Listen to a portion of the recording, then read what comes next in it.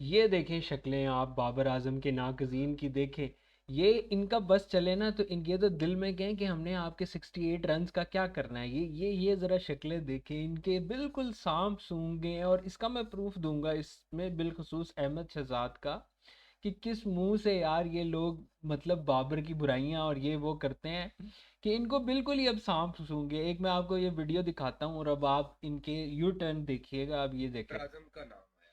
बाबर आजम का सोच नाम, नहीं रहा था कि उनका नाम कि आएगा। कोई सोच ही नहीं रहा था बाबर। फैंस की इतनी ज्यादा डिमांड पे मुझे लगता है कि इनको लाया गया है। अच्छा, बाबर आजम T20 में वापस आ गए हैं। किस बेस के ऊपर वापस आए किस हैं? बेस पे आया है? क्या किया बाबर आजम? क्या किया बाबर ने? वो बाबरिस्तान के बड़े बड़े पोस्टर सिक्सटी सिक्सर्स वाले लगा रहे हैं, यहाँ पर बाबर आजम अपनी टीम को मैच नहीं इन जितवा पा सबको रहे हैं। अब सांप वहां सूंघ पब्लिसिटी, वहां फैंस की सूंघ। बात हो रही है, यहाँ पर मैच हार रहे हैं। जली ना, तेरी भी जली ना।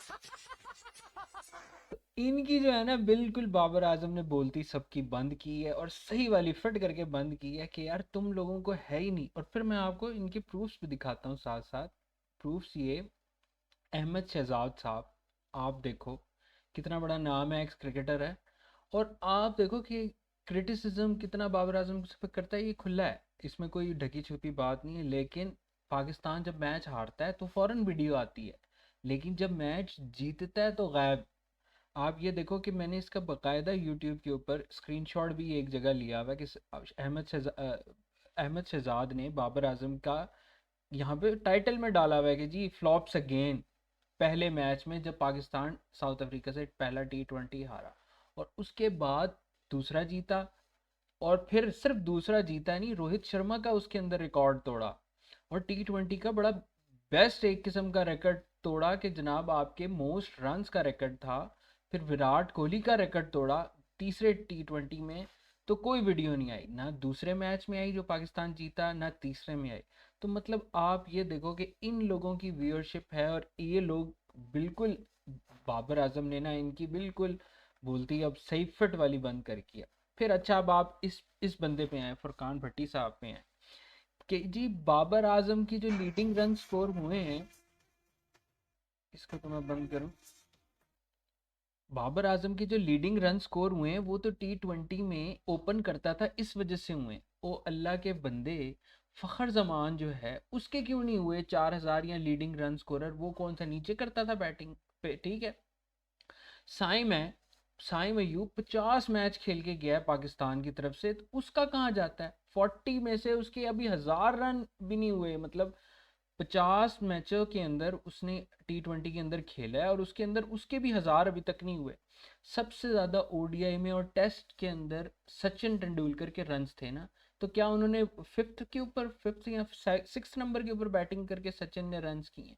ओ भाई, पूरी दुनिया के अंदर जो अपर ऑर्डर होता है वही स्कोर करता है ना। और बात सारी ये है कि अगर आप अपर ऑर्डर का ही आप आर्ग्यूमेंट लेते हो, फ़खर जमान को तो फिर आप बहुत हाईली रेट करते होगे, तो फ़खर जमान ने तो अभी 2,000 भी रन नहीं कंप्लीट किए 100 मैचों खेलने के बावजूद। तो ये इस तरह की लॉजिक्स ये पेश करते हैं ये बंदे, और अपने आप को एनालिस्ट और पता नहीं सुपर जर्नलिस्ट और पता नहीं क्या क्या इन्होंने करते हैं। और इससे एक वो मीम मैंने ये इंटरनेट पे देखी तो मुझे बड़ी फ़नी लगी, मैंने कहा मैं आप लोगों के साथ शेयर करूँगा, कि साउथ अफ्रीका वाले तो दुखी थे लेकिन उससे ज़्यादा दुखी दो और लोग थे। कि ये बिल्कुल थ्री इडियट्स का डायलॉग है, जिसके अंदर जब आप सेकंड लास्ट आते हो या लास्ट आते हो, जब आपके एग्ज़ाम का रिज़ल्ट आता है, तो दो लोग और दुखी वो ये थे कि जब दोस्त फर्स्ट आ जाए ना तो आपको दुख होता है, मतलब सॉरी दोस्त फेल हो जाए तो आपको दुख होता है, लेकिन अगर वो फर्स्ट आ जाए तो और ज़्यादा दुख होता है। तो बिल्कुल यही वाला हिसाब है ऐसे लोगों का, कि इनसे अब बिल्कुल बर्दाश्त नहीं हो रहा, अब इनको सांप सूंघ गया है। कि अब बाबर आजम की हम किस मुंह से तारीफ करें। फुरकान भट्टी के आप यूट्यूब चैनल पे जाके आप देखें, वो नॉर्मली जिस तरह से जो उसका क्रिटिसिज्म का बाबर आजम को चेहरा होता है ना, वो आप जाके कंपेयर करें।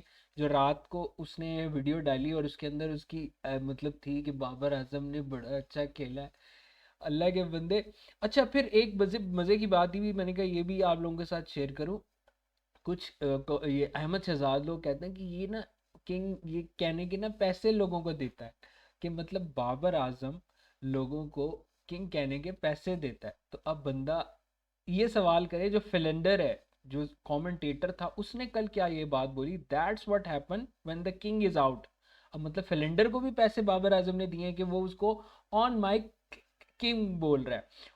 और फिर साथ फिलेंडर कहते हैं the crowd starts leaving the ground. अब मतलब ठीक है जी भाई, फिलेंडर को भी बाबर ने पैसे दिए हुए और इतने सारे लोग जो लोग छोड़ के चले गए, बाबर आजम आउट हुआ और लोग छोड़ के चले गए।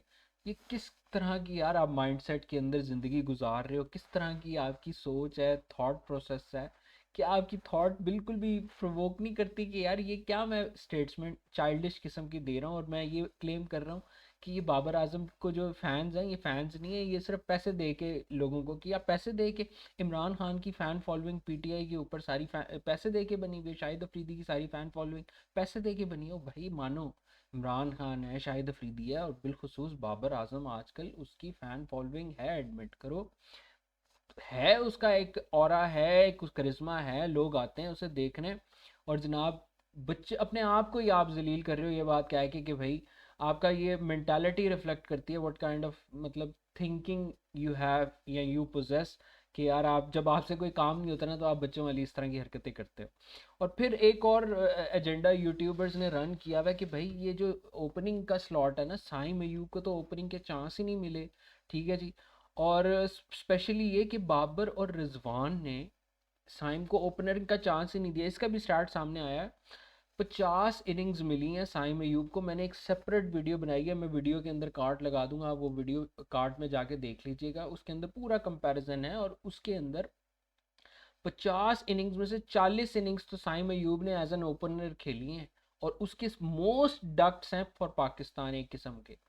तो आप ये देखो कि 10 डक्स उसके 40 इनिंग्स के अंदर थे और फिर 40 इनिंग्स के अंदर उसमें से गिनी चुनी 5 इनिंग्स थी जिसके अंदर साइम वन डाउन खेला है, बाकी सारी की सारी इनिंग्स के अंदर वो ओपनर खेला है। 40 प्लस मतलब टोटल 50 मैचेस है ना, उसमें से 5-6 मैचेस ऐसे हैं जिसमें वो वन डाउन खेला है, बाकी मेजॉरिटी ऑफ द मैचेस मतलब 90 या 95% ऑफ द मैचेस खेला है। तो क्यों नहीं स्कोर किया। फिर एक और बात पे चले कि जी स्ट्राइक रेट के ऊपर आमिर सुहेल ने ये बात दी है कि भाई मेरे हिसाब से स्ट्राइक रेट की बात होती है ना कि स्ट्राइक रेट से ज़्यादा इंपॉर्टेंट एवरेजेस है। और इसकी सबसे बड़ी मिसाल मैं आपको ये देता हूँ कि जब आपकी बैटिंग अच्छी होती है, मिसबाउल हक की मिसाल है कि इस बंदे की एवरेजेस अच्छी थी ना, तो जब आपकी एवरेजेस अच्छी हो और आपके पास मौका मिला है स्ट्राइक का, तो अगले ने मतलब कोई विकेट्स की टेंशन नहीं थी, डेज की टेंशन नहीं थी, बॉलर की टेंशन नहीं थी, अगले की फास्टेस्ट 50 आज भी टेस्ट के अंदर मिसबाउल हक की है, फास्टेस्ट 100 अपने टाइम पे उसने बनाई थी। तो मेन बात यही है कि अगर आपकी एवरेजेस की बात है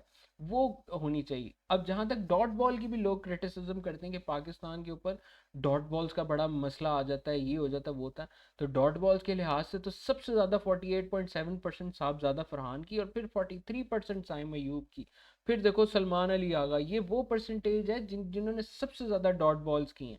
हसन नवाज, फिर मोहम्मद नवाज, फ़हीम अशरफ, फ़खर जमान भी ऊपर आ रहा है डॉट बॉल्स में, बाबर फिर सबसे नीचे है इस लिस्ट के अंदर।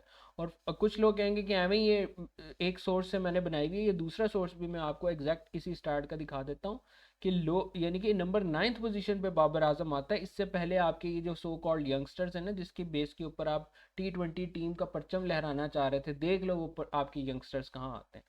बाबर आजम की ये बड़ी इमोशनल सी एक ट्वीट कह लो, या ट्वीट तो नहीं थी ये, मतलब एक स्टेटमेंट थी कि यार जब मैं बॉल पिकर्स को देखता हूँ तो मुझे अपना नॉस्टैल्जिया हो जाता है कि मैं भी इसी तरह होता था और इनको देख के बड़ा अच्छा सा फील आती है। तो मतलब वो कितना हम्बल इंसान है आपके सामने, अब किंग लोग उसको बुलाते हैं, तो उसकी ये हम्बलनेस और ग्रेटनेस ही है कि उसने ये चीज़ आइडेंटिफाई करता है और वो डाउन टू अर्थ रहता है और मतलब ग्राउंड स्टाफ को भी बड़ा वो अप्रिशिएट करता है। और एक और बात वीडियो ख़त्म करने से पहले कि शाहीन शाह अफरीदी ने भी बड़ा ज़बरदस्त किस्म का जो है ना मोस्ट फर्स्ट ओवर के अंदर सबसे ज़्यादा विकेट्स लेने का जो है वो एक थ्रेशोल्ड क्लियर कर लिया और मेरे ख्याल टॉप के ऊपर आ गए हैं, 64 wickets in the first over. और Shaheen Shah Afridi has taken the most wickets in the first overs in T20 cricket, मतलब इससे ज़्यादा फर्स्ट ओवर के अंदर स्पेशलिस्ट नहीं, इससे पहले डेविड विली थे, उनकी थी 63, अब ये 64 हो गए। तो अब ये कुछ लोग जो हैं वो बोल रहे हैं कि जी सी टीम, डी टीम, ई टीम को साउथ अफ्रीका से हराया, लेकिन भाई हमने नहीं उन्हें कहा था सी टीम भेजो, उन्होंने खुद ही भेजी है और पाकिस्तान ने परफॉर्म किया, तो क्या हराना नहीं था उनको, सी टीम या डी टीम हो जाए।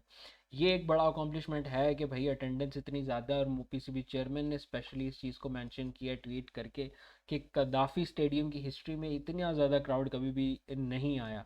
तो कॉन्ग्रेचुलेशंस टू ऑल। बाकी सलमान अली आगा ने T20 वर्ल्ड कप की अभी से तैयारी शुरू कर दी, और उसके बाद कहा है कि यार हमारी जो परसेंटेज है ना, मतलब बांग्लादेश से हम हारे या हम एशिया कप का फाइनल हार गए, लेकिन अगर ओवरऑल हमारी परफॉर्मेंस को एवेलुएट करना है तो 70% हमारा विनिंग रेशियो है, जो कि किसी भी अच्छी टीम का होता है, टॉप रैंक टीम का होता है। और बाबर के ऊपर उन्होंने यही बात की कि भाई बाबर अगर इसी तरह नंबर 3, ये 7 मेंशन की है, मतलब ओपनिंग का कोई चांस नहीं है बाबर का, 3 के ऊपर अगर इसी तरह बाबर आजम परफॉर्म करते रहे तो हम यकीनन तौर पे T20 वर्ल्ड कप जीत सकते हैं। इसके ऊपर एक और लास्ट मीम मुझे नज़र आई, मैंने कहा ये लाजमी अपने व्यूअर्स के साथ शेयर करूंगा, कि बाबर आजम कमबैक को लोगों ने गोद में उठाया है, पाकिस्तानी फैंस ने उठाया, और वो जो सीरीज़ जीत गया Salman Ali Agha as a captain. हालांकि मैंने अभी उसकी इसीलिए शेयर की कि उसको प्रेस बंदा करना अच्छी बात है, लेकिन उसको निगलेक्ट किया जा रहा है। मेरे अलावा तो लोग अक्सर निगलेक्ट कर रहे हैं, और फ़हीम अशरफ साहब बिल्कुल डूबी बैठे हैं। तो नहीं, फ़हीम अशरफ तो डूबी बैठे हैं, लेकिन मैं ऐसे डूबे हुए लोगों को बिल्कुल नहीं बुलाता। और स्पेशली मैं मेंशन करना चाहूँगा खुशदिल शाह की, जो फर्स्ट क्लास क्रिकेट के अंदर उसने अभी सेंचुरी खड़काई है। और जिस तरह फ़हीम अशरफ एक अनसंग हीरो है फॉर पाकिस्तान क्रिकेट, अभी देखो man of the series award भी उसको मिला है। मेरे हिसाब से खुशदिल शाह को भी अंडर यूटिलाइज किया हुआ है।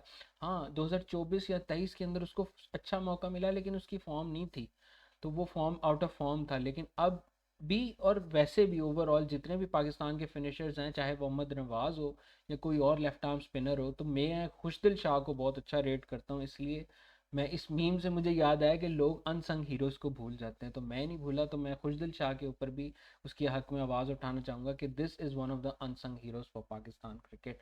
और बाकी मैंने इंस्टाग्राम बना लिया क्रिकेट की बात का, इसके ऊपर भी आप you can follow if you want. ये नया इंस्टाग्राम बनाया है फॉर क्रिकेट अपडेट्स, और साथ ही साथ फेसबुक पेज भी है क्रिकेट की बात, तो आप वहाँ फॉलो कर सकते हैं। नेक्स्ट वीडियो तक के लिए अल्लाह हाफ़िज़, और अपनी राय जो है कमेंट सेक्शन में लाजमी शेयर कीजिएगा।